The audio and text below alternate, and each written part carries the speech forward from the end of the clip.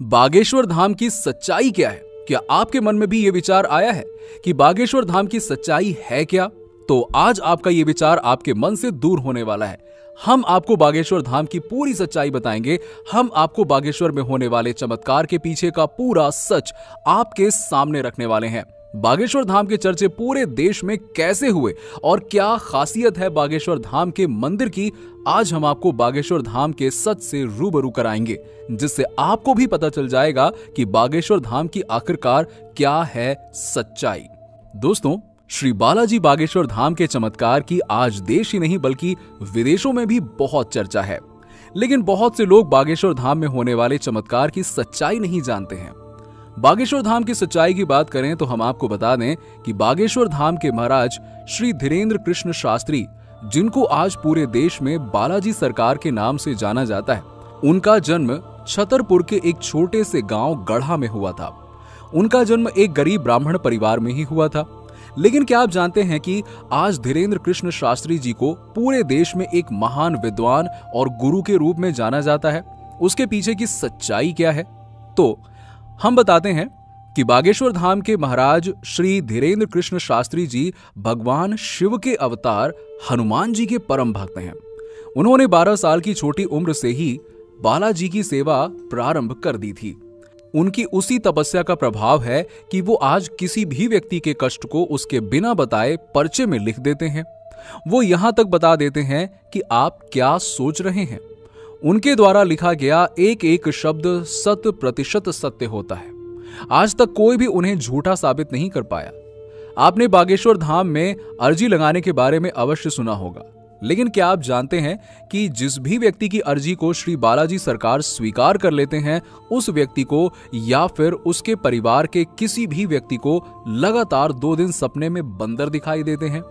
सपने में बंदर दिखाई देने वाली बात बिल्कुल सही है।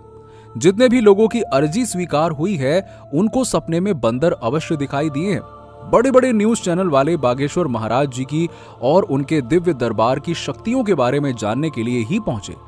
लेकिन बागेश्वर बालाजी सरकार की कृपा से बागेश्वर महाराज जी ने खुद मीडिया वालों की पोल खोल दी और मीडिया वाले अंत में बागेश्वर धाम में नतमस्तक होकर के वापस लौट आए।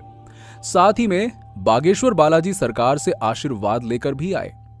बागेश्वर महाराज जी ने बालाजी सरकार की कृपा से हजारों भक्तों का भला किया है और वर्तमान में बागेश्वर महाराज जी विदेशों की यात्रा कर रहे हैं।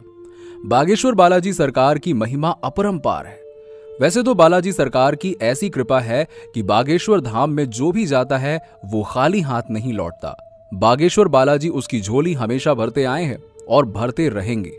इसी के साथ ही बागेश्वर महाराज दूसरे जिलों या अन्य राज्यों में अपनी कथा करने और दरबार लगाने के लिए जाने जाते हैं, तो वहां भी बड़े बड़े मीडिया कर्मी और पत्रकार बागेश्वर महाराज जी की परीक्षा लेने की कोशिश करते हैं। लेकिन बागेश्वर महाराज जी की तरफ से पत्रकारों को चैलेंज दे दिया गया और उस चैलेंज में पत्रकारों को हार का सामना करना पड़ा और अंत में पत्रकारों को बागेश्वर महाराज और बालाजी के चरणों में नतमस्तक होना पड़ा। बागेश्वर धाम भारत और विश्व का एक प्रसिद्ध तीर्थ स्थल है। बागेश्वर धाम में बालाजी सरकार की कृपा है। बागेश्वर धाम के पुजारी पंडित धीरेन्द्र कृष्ण शास्त्री गर्ग जी हैं। ये भारत का एकमात्र चमत्कारी धाम है जिसने साइंस और टेक्नोलॉजी को हिलाकर रख दिया है कि ऐसा कैसे हो सकता है।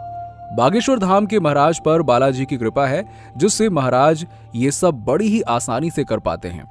इसके पीछे महाराज का कठोर परिश्रम है और यही बागेश्वर धाम की सच्चाई है। बागेश्वर धाम का इतिहास बहुत पुराना है। बागेश्वर धाम की सच्चाई या सच ये है, लोगों की मान्यताओं के आधार पर बागेश्वर धाम मंदिर चंदेल कालीन है और सन 1986 में ग्राम वासियों के द्वारा मंदिर का जीर्णोद्धार कराया गया था और उसके उपरांत ग्राम गढ़ा के बाबा सेतुलाल गर्ग चित्रकूट से दीक्षा लेकर अपने गांव गढ़ा में प्राचीन कालीन मंदिर पहुंचे। उसके बाद वो राम कथा के साथ साथ झाड़ फूंक का काम करने लगे और इस तरह बागेश्वर धाम चर्चित होने लगा।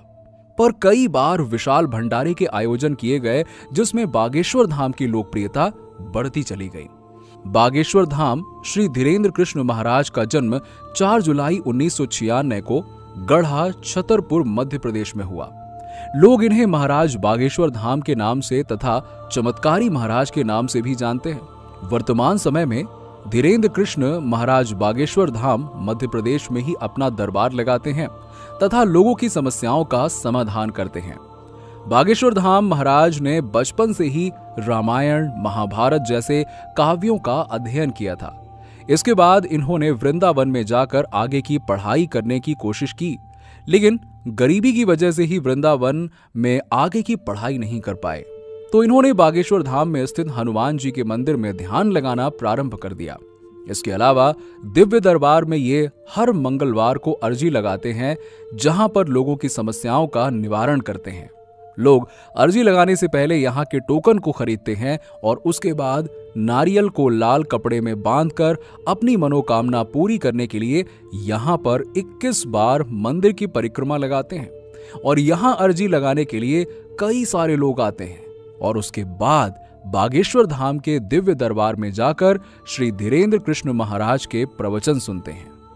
तो दोस्तों, अब तो आपको पता चली गया होगा कि बागेश्वर धाम कोई पाखंड नहीं है, बल्कि आस्था से भरा हुआ स्थान है जहां पर लोगों की समस्याओं का समाधान होता है। क्या आपने बागेश्वर धाम के बारे में सुना है? आप हमें नीचे कमेंट सेक्शन में कमेंट करके जरूर बताइए और साथ ही साथ ऐसे ही वीडियोस को देखने के लिए हमारे चैनल को लाइक एंड सब्सक्राइब करना ना भूलें। हम आपके लिए इसी तरह के वीडियोस लाते रहेंगे। तब तक के लिए धन्यवाद।